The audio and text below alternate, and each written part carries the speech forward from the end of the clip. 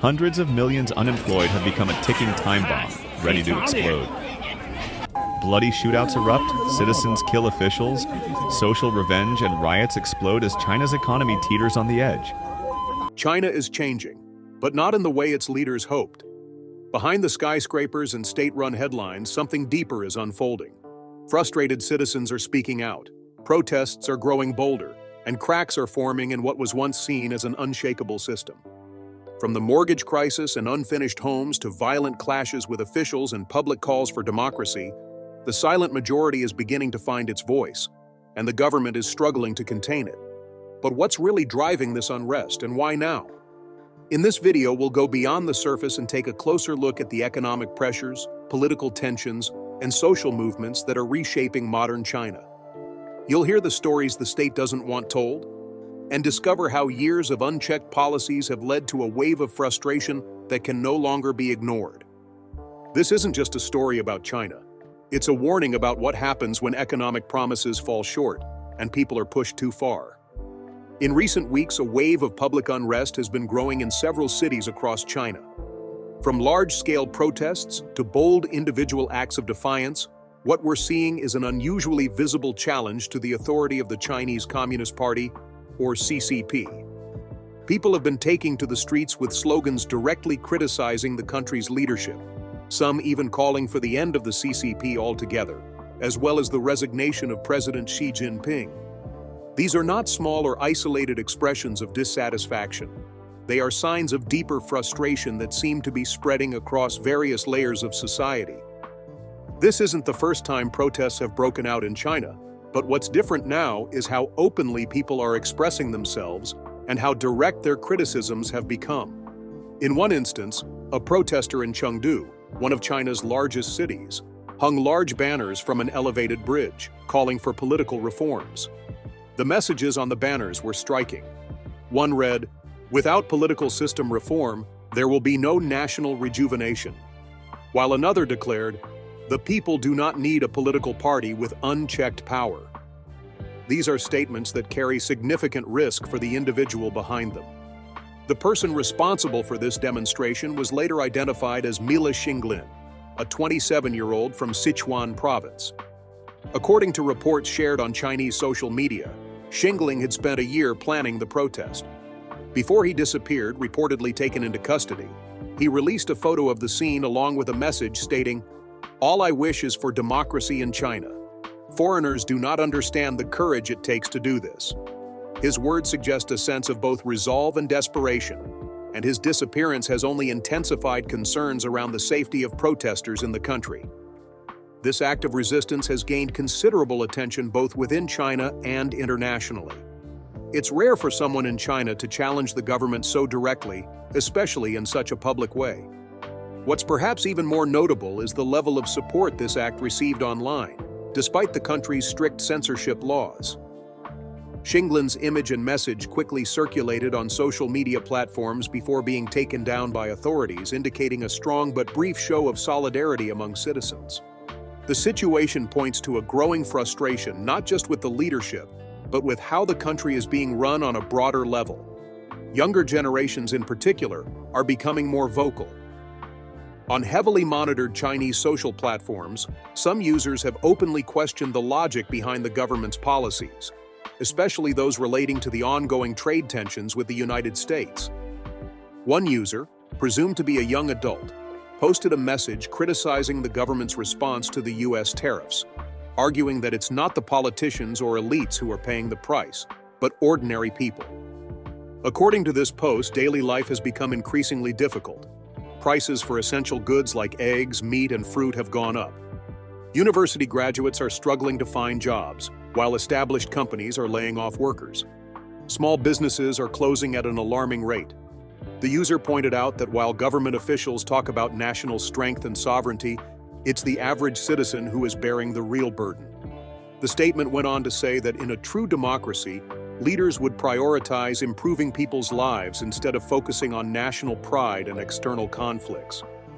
What's interesting here is that this kind of criticism is not just about policy, it's about accountability. These voices are asking who really benefits from the current direction of the country. and whether the government is truly acting in the interest of its people.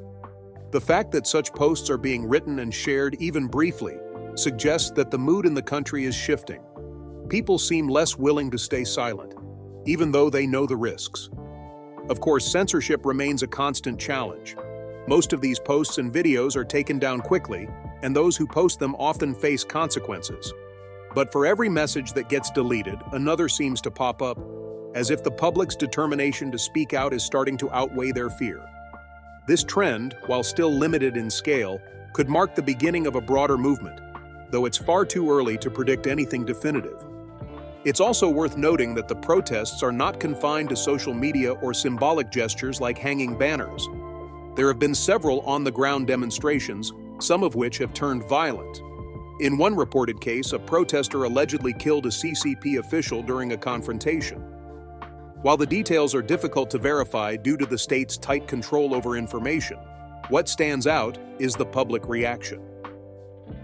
According to some online reports, people were celebrating the incident, viewing it not as an isolated act of violence, but as a form of payback against what they see as years of oppression and corruption.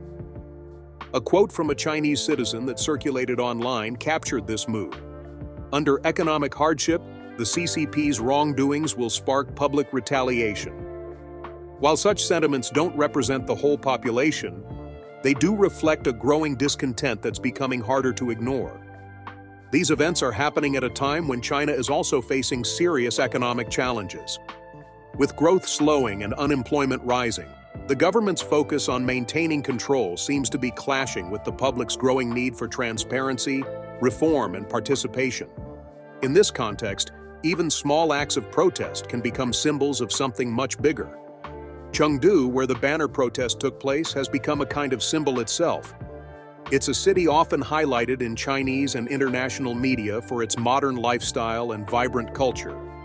Influencers, especially from outside China, frequently use it as an example of the country's progress and sophistication. But this image doesn't tell the whole story. Like any other place, Chengdu has many sides, and one of those sides includes people who are frustrated, unheard, and demanding change.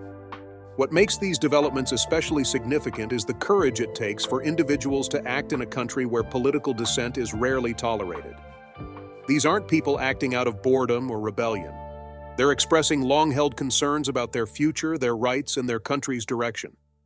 Many of them likely understand that their efforts may not lead to immediate change, but they still feel compelled to speak up.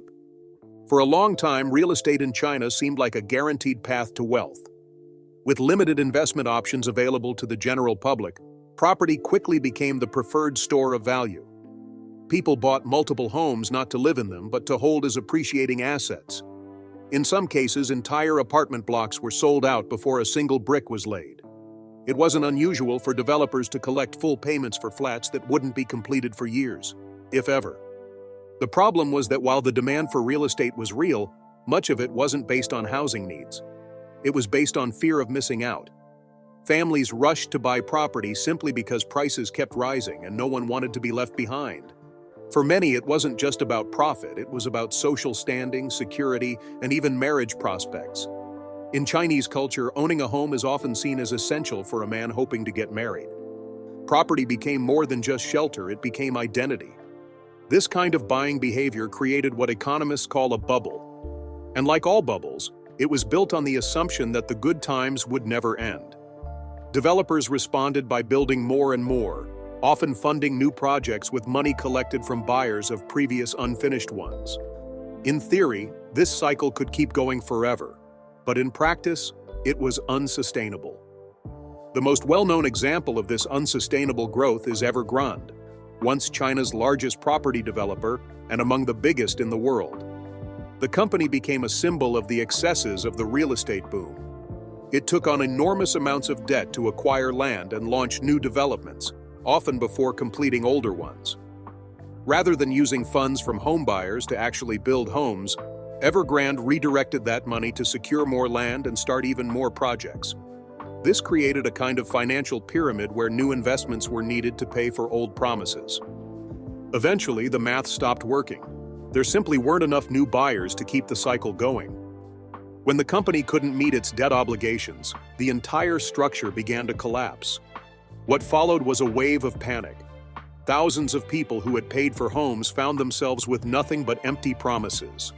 Construction stopped, sites were abandoned, and trust in the property market began to erode. The situation quickly turned political.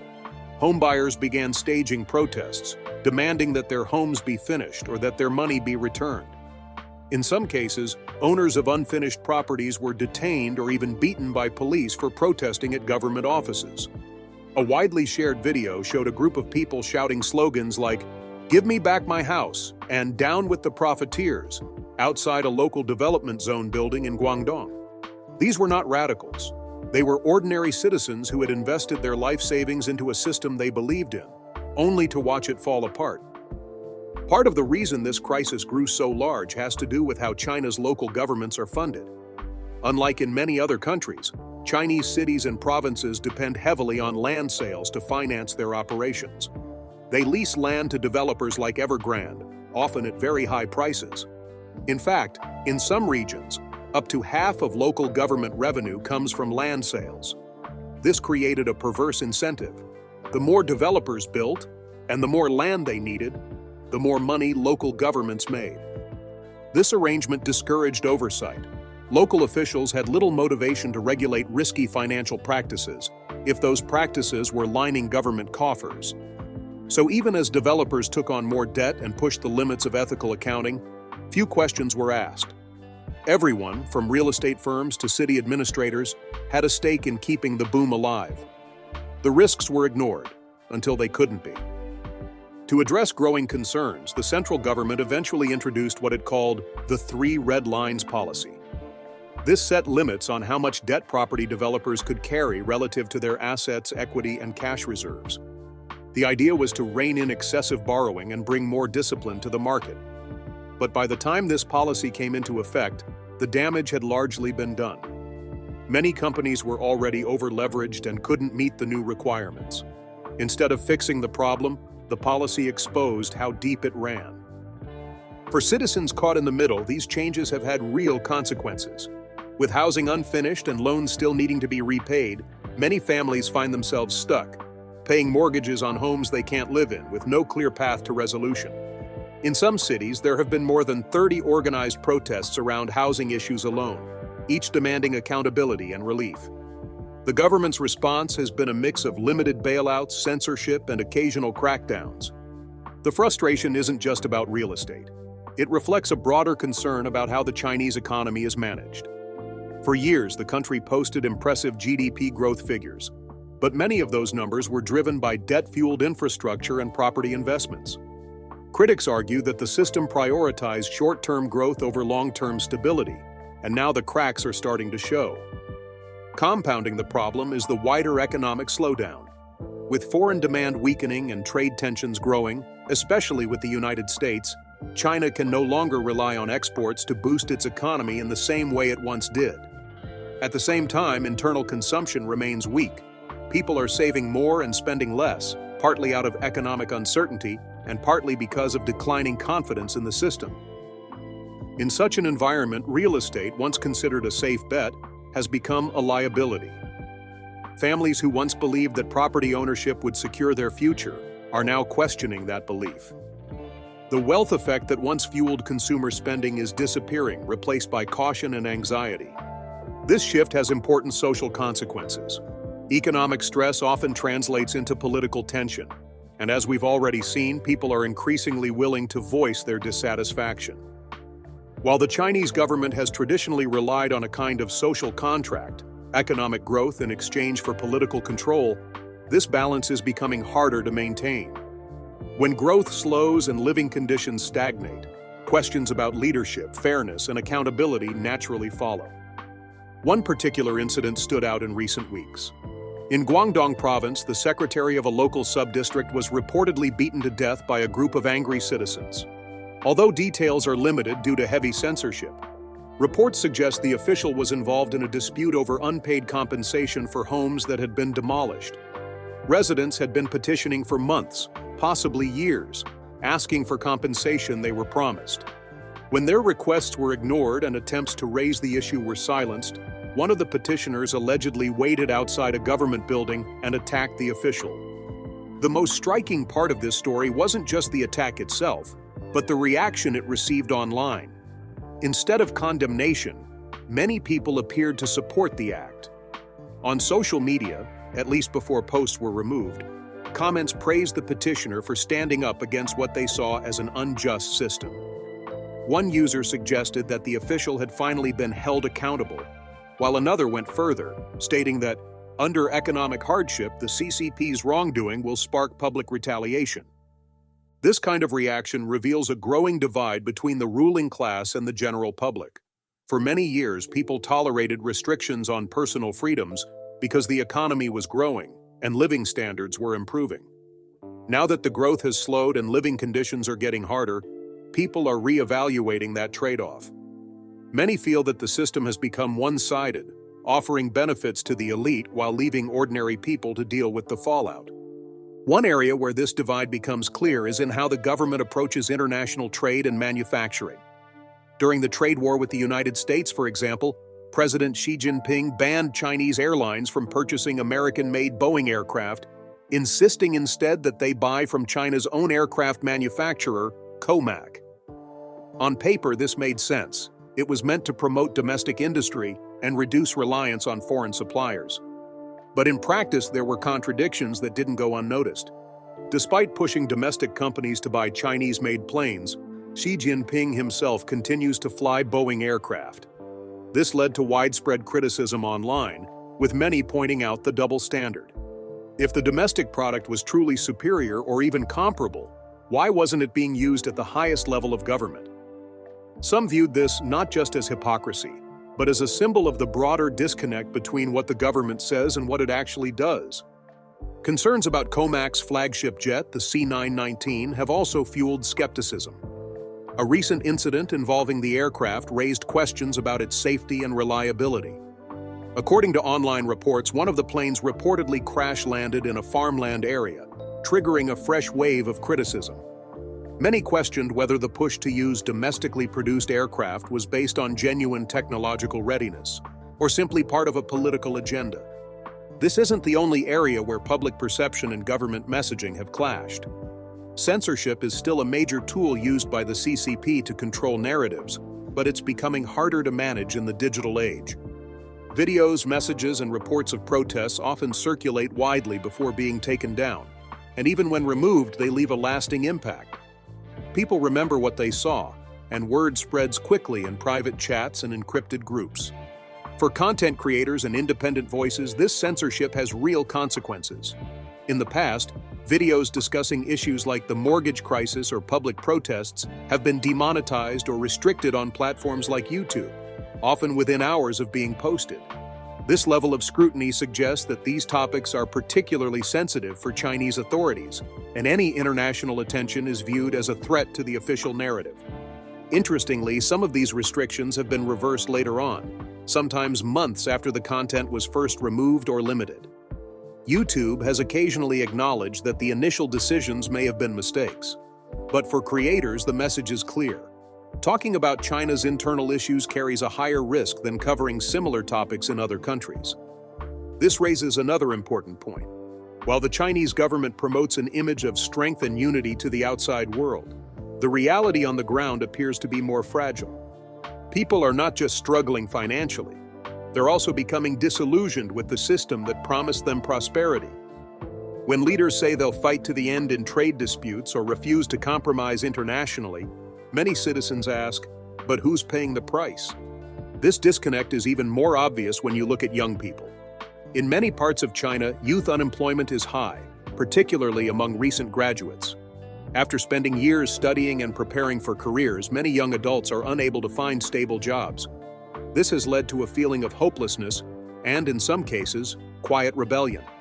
Some choose to protest, others disengage entirely from the system, opting for a lifestyle now referred to as lying flat, a form of passive resistance where people do the bare minimum to get by, rejecting the pressure to work endlessly without reward.